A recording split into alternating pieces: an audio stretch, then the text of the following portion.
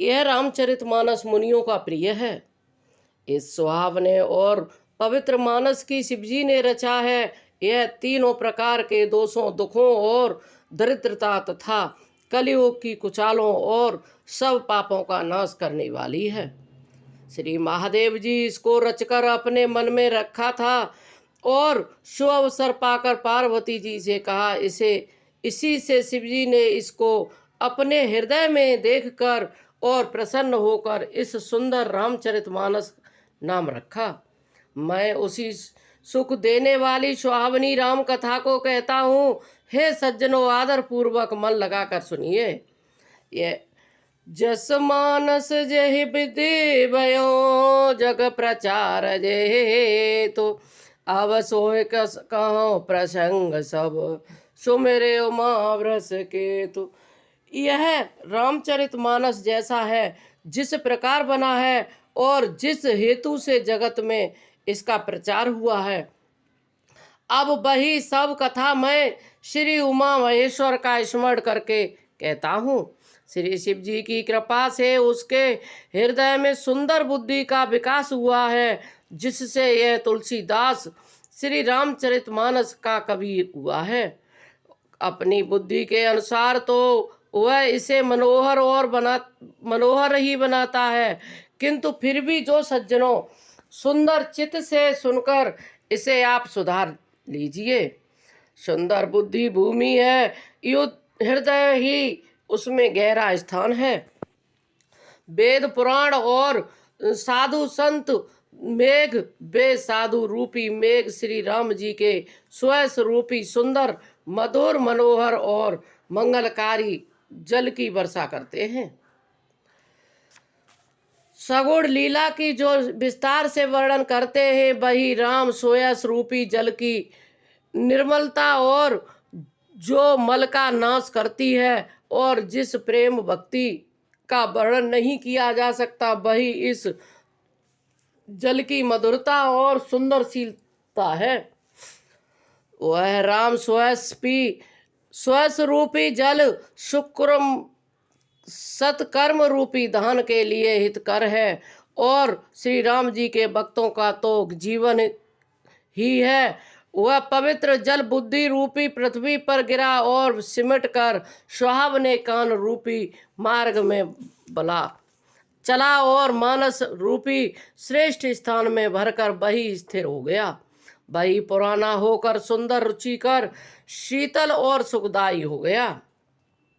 छोटे सुंदर संवाद वर बिरचे बोध विचार, ते पावन सुवग सर घाट मनोहर चार। इस कथा में बुद्धि से विचार कर जो चार अत्यंत सुंदर और उत्तम संवाद भुसुंड जी, गरुड़ और शिव पार्वती, याज्ञवल्क्य, भरद्वाज और तुलसीदास और संत रचे हैं, वही इस पवित्र और सुंदर सरोवर के चार मनोहर घाट हैं। 7 कांड ही इस मानस सरोवर की सुंदर 7 पीढ़ियां हैं, जिनको ज्ञान रूपी नेत्रों से देखते ही मन प्रसन्न हो जाता है। श्री रघुनाथ जी की निरोड़ प्रकृति, गुणों से अतीत और निर्बाध एक रस महिमा का जो वर्णन किया जाएगा, वही इस सुंदर जल की अथाह गहराई है। श्री रामचंद्र जी और सीता जी का यश अमृत के समान जल है। इसमें जो उपमाएं दी गई हैं, वही तरंगों का मनोहर विलास है। सुंदर चौपाइयाँ ही इसमें घनी फैली हुई पुरैन, कमलिनी और कविता की युक्तियाँ, सुंदर मणि उत्पन्न करने वाली सुहावनी सीढ़ियाँ हैं। जो सुंदर छंद, सोरठे और दोहे हैं, वही इसमें बहुरंगे कमलों के समूह सुशोभित हैं। अनुपम अर्थ, ऊंचे भाव और सुंदर भाषा ही पराग, मकरंद और सुगंध है। सत्कर्मों से पुंज भंवरों की सुंदर पंक्तियां हैं। ज्ञान, वैराग्य और विचार हंस है। कविता की ध्वनि, वक्रोक्ति, गुण और जाति ही अनेक प्रकार की मनोहर मछलियां हैं। अर्थ, धर्म, काम, मोक्ष, ये चारों ज्ञान विज्ञान का विचार करके कहना काव्य के 9 रस, जप, तप, योग और वैराग्य प्रसंग हैं। ये सब इस सरोवर के सुंदर जलचर जीव हैं। सुकृति जनों के, साधुओं के और श्री राम नाम के गुणों का गान ही विचित्र जल पक्षियों समान है। संतों की सभा ही इस सरोवर के चारों ओर की अमराई आम की बगीचियां हैं और श्रद्धा वसंत सिंधु ऋतु के समान कही गई है। नाना प्रकार से भक्ति का निरूपण और क्षमा, दया, दम्भ, लताओं के मंडप, मन का निग्रह, यम, अतिशय, ब्रह्मचर्य और अपग्रह, नियम, सोच, संतोष, तप, स्वाध्याय और ईश्वर ध्यान ही उसके फूल हैं, ज्ञान फल हैं और श्री हरि के चरणों में प्रेम ही इस ज्ञान रूपी फल का रस है। ऐसा वेदों ने कहा है। इस रामचरितमानस में और भी अनेक प्रसंगों की कथाएं हैं। वे ही इसमें तोते, कोयल आदि रंग बिरंगे पक्षी हैं।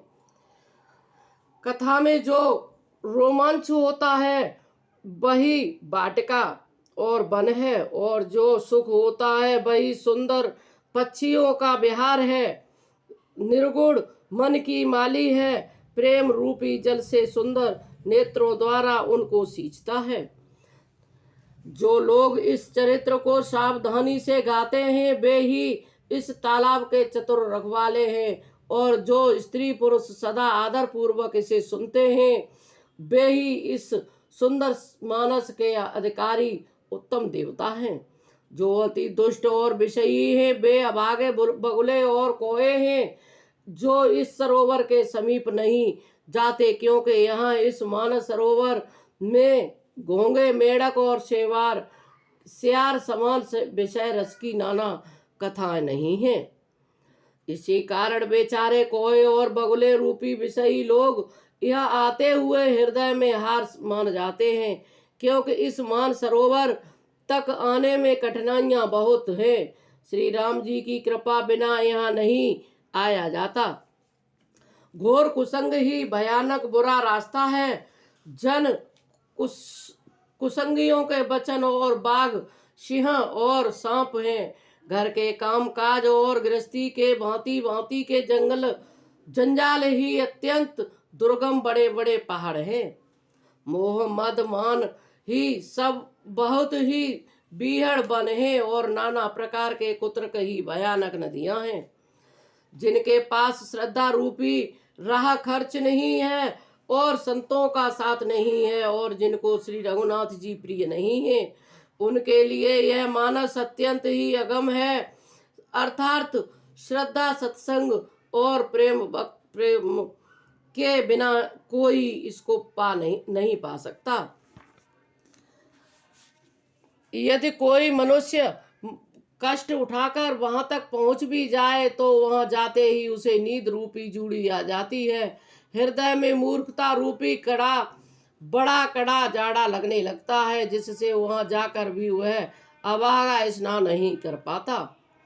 उससे उस सरोवर में स्नान और उसका जलपान तो किया नहीं जाता, वह अभिमान सहित लौट आता है। फिर यदि कोई उससे वहां का हाल पूछने आता है तो वह अभाग्य की बात कहकर सरोवर की निंदा करके उसे समझाता है।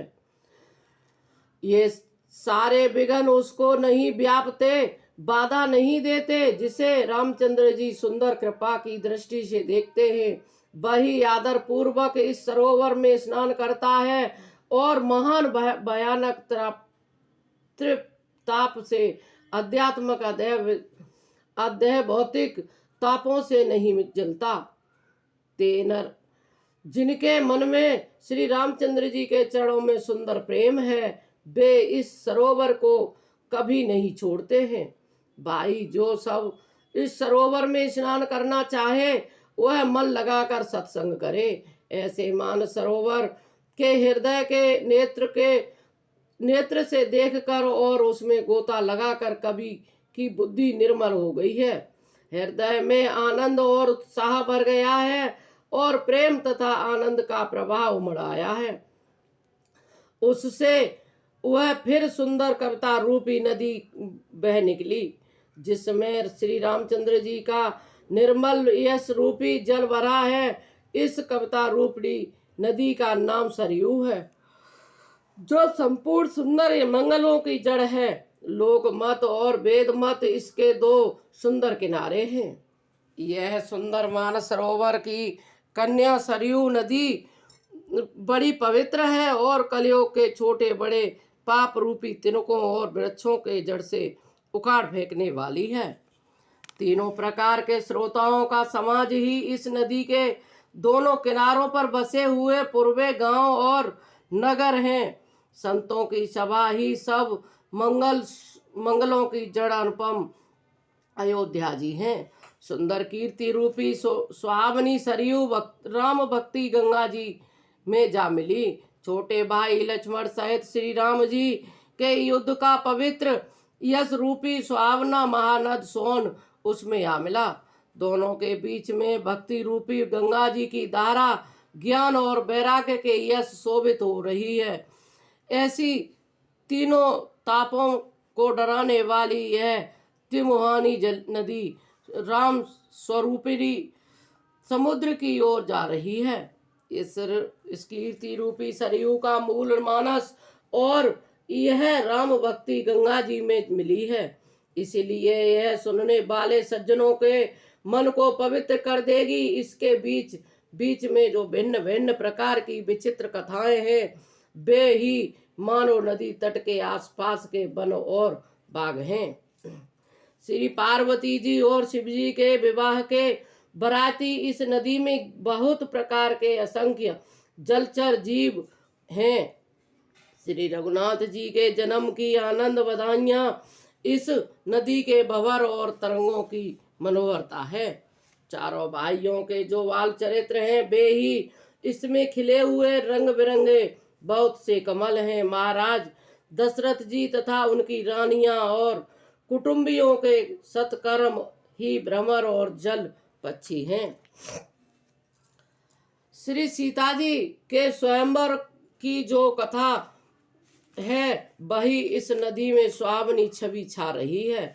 अनेकों प्रकार से विचारपूर्ण प्रश्न ही इस नदी की नावें हैं और उसके विवेक युक्त उत्तर ही चतुर के वट हैं।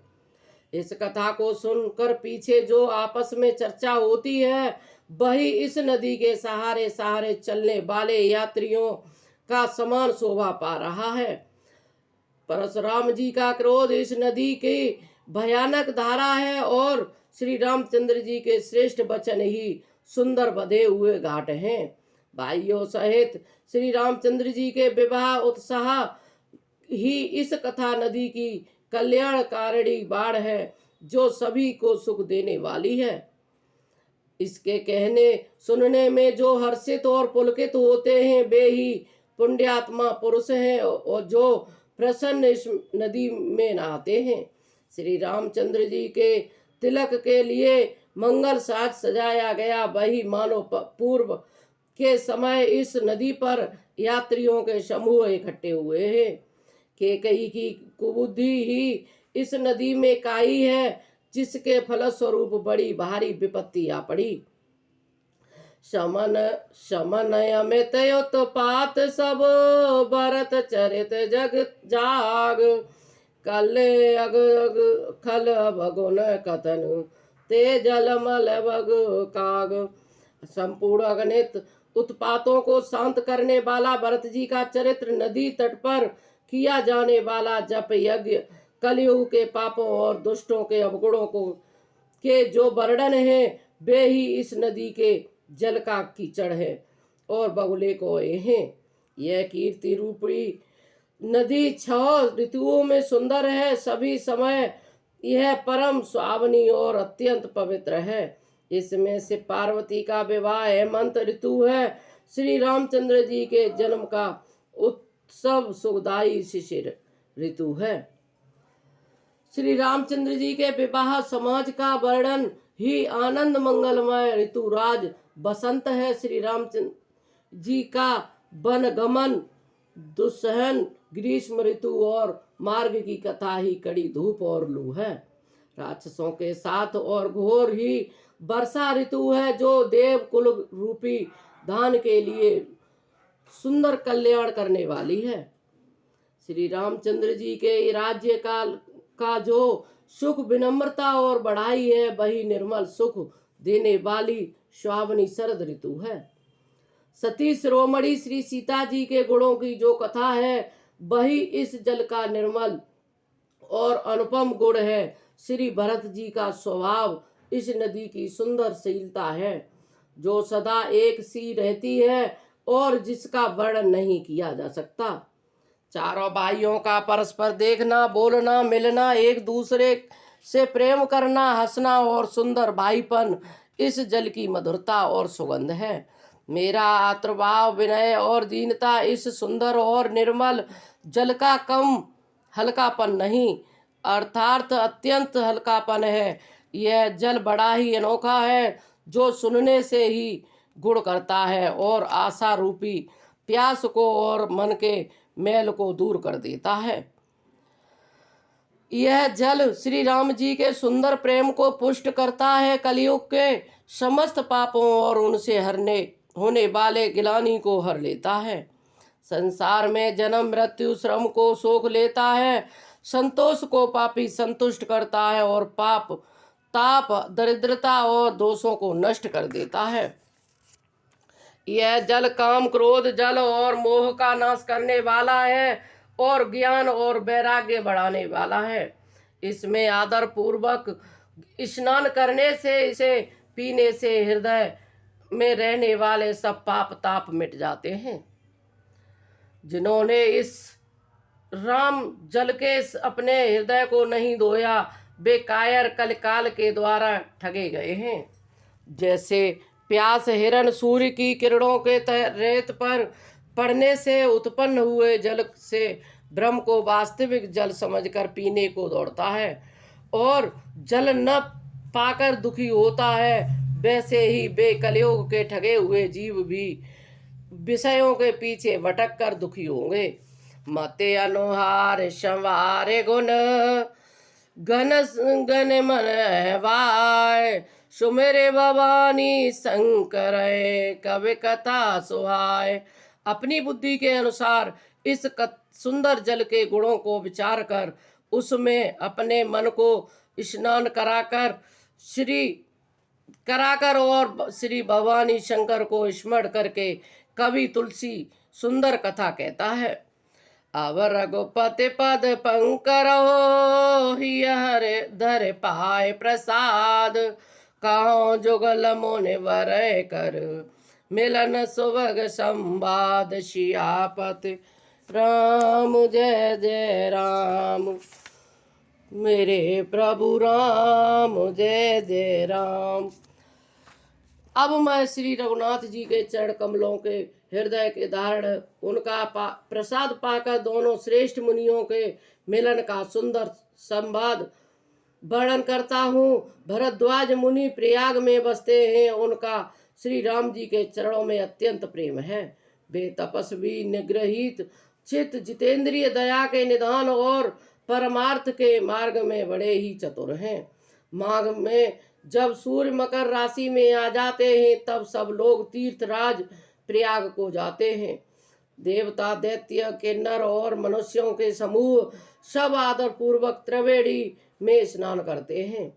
श्री त्रिवेणी माधव के चरण कमलों को पूजते हैं और अक्षय वट स्पर्श कर उनके शरीर पुलकित होते हैं। भरद्वाज जी का आश्रम बहुत ही